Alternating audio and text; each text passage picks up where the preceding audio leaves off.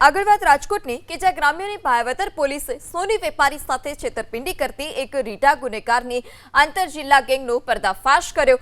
5 શખ્સોને ઝડપી પાડ્યા। આ ગેંગ ઢાંક ગામે આવેલી વારાહી જ્વેલર્સ નામની દુકાનમાં સોનું ખરીદવાને બહાને ઘૂસી આવી હતી।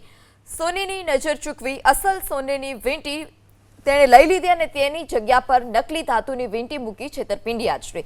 સમગ્ર ઘટના સીસીટીવીમાં કેદ થઈ, જે આધારે પોલીસે ટેકનિકલ સોર્સની મદદથી એક બોલેરો ગાડી, 4 મોબાઈલ અને સોનાની વીંટી સહિત કુલ 5 લાખથી વધુનો મુદ્દામાલ કબજે કર્યો છે। પોલીસ પૂછપરછમાં સામે આવ્યું કે આ ટોળકીએ અગાઉ પોરબંદર, મીઠાપુર, તાલાળા અને પ્રાચીસ સહિતના અનેક શહેરોમાં આ જ પ્રકારે મોડસ ઓપરેન્ડી વાપરી અનેક ગુનાઓને અંજામ આપ્યો છે, અનેક જગ્યા પર ચોરી કરી છે। સમગ્ર ઘટના સીસીટીવીમાં કેદ થઈ, જે આધારે પોલીસે ટેકનિકલ સોર્સની મદદથી એક બોલેરો ગાડી, 4 મોબાઈલ અને સોનાની વીંટી સહિત કુલ 5 લાખથી વધુનો મુદ્દામાલ કબજે કર્યો છે।